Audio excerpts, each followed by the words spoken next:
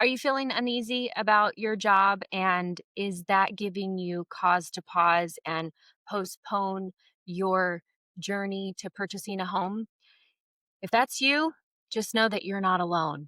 But stick around because in this video, I'm going to go over the differences of dealing with a job crisis and loss of a job as a renter versus a homeowner, what we learned through the housing crisis of 2008 on this topic, and why all of this matters to you. Let's dive into it.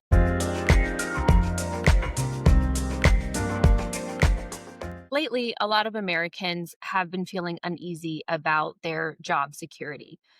And surveys show that more than one third of people are putting off major purchases like buying a home because they're worried about their job security. A Redfin survey revealed that 35% of workers delayed buying big ticket items like a home or a car due to their job security concerns, and then 9% of them are canceling them entirely.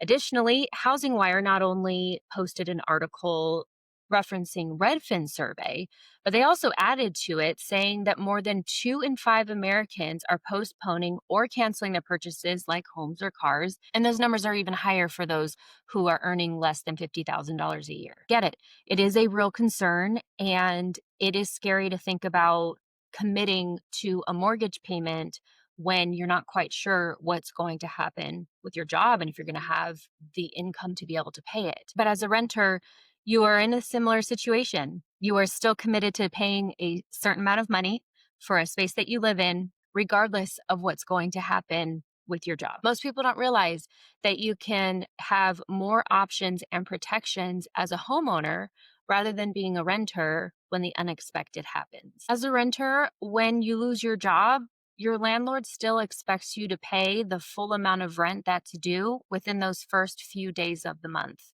There really isn't anything nationwide that provides protections for renters. And if you don't pay the rent within the first few days, they can give you a notice to quit or vacate. Now, depending on where you live and your local protections in your city and your county based on landlord tenant rights, you may be able to buy yourself a little bit of time, but in most cases, a missed payment on your rent will bring on an eviction rather quickly. Now, as a homeowner, if you hit a rough patch, there's programs, protections, and assistance options that are designed to help you keep your home. These don't exist for renters. Now, there were a lot of lessons that we learned through the housing crisis, and many of those lessons created protections and departments and programs to help with protecting homeowners and the real estate industry. One of those departments that was created during this time was called the Loss Mitigation Department. And this department now exists among all mortgage servicers. A mortgage servicer is someone who collects your mortgage payment on behalf of whatever investor actually owns your loan. So it could be a bank, it could be a non bank, but all of them have a loss mitigation department. All of those individuals and employees that work in that department provide options called hardship assistance. And hardship assistance comes in many forms. But the hardship in and of itself can also come in many forms, but generally it's a reduction in income of the household. So it could be a loss of job. It could be that you still have your job, but you had a restructure in your pay or a huge loss in your hours. Or it could be that you were a 2 income household and now you have a separation in that relationship. So now it's only a 1 income household.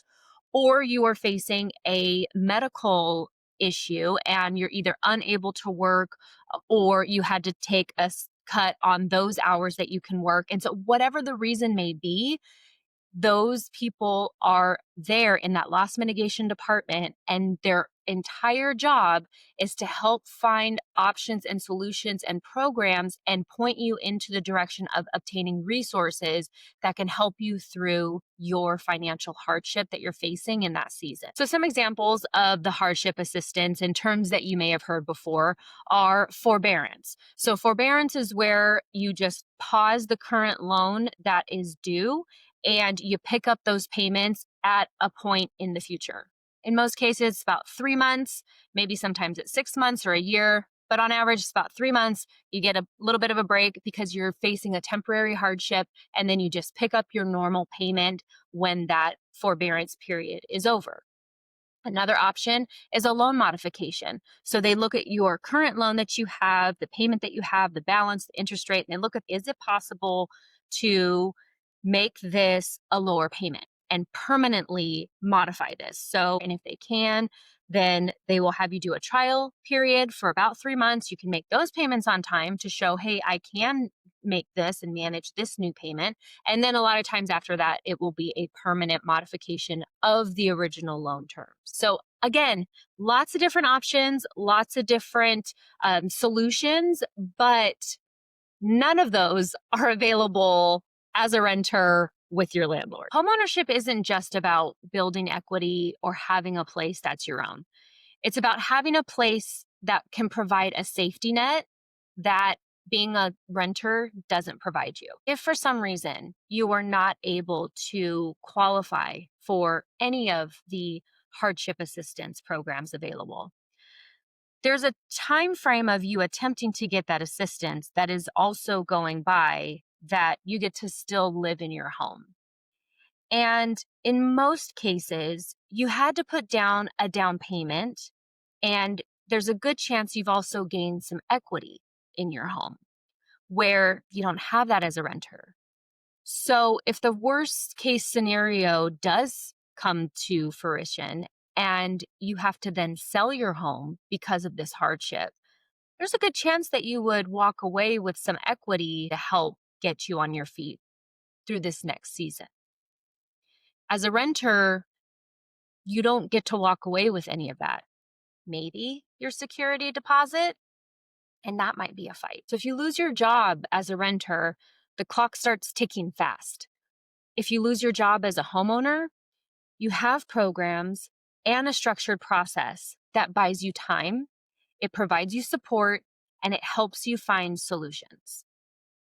So if you're feeling hesitant about buying a home because of your job uncertainty, just know this: homeownership gives you more tools to weather those kinds of storms.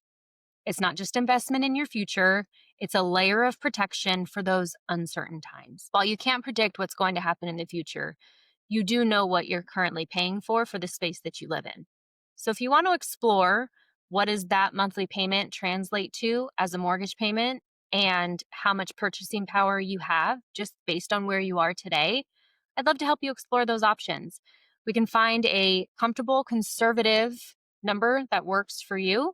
And maybe you have to adjust your expectations on the amount of space that you can live in. And maybe you don't get to start out with the dream home just yet, but it definitely will get you in a step of stability and in the right direction to get you even closer to that goal of your dream home and being a homeowner. My name is Amber Jones. I'm a certified mortgage advisor, and I'm here to help inform you, empower you, and help you solve that financial obstacle that you're currently facing on your home ownership journey.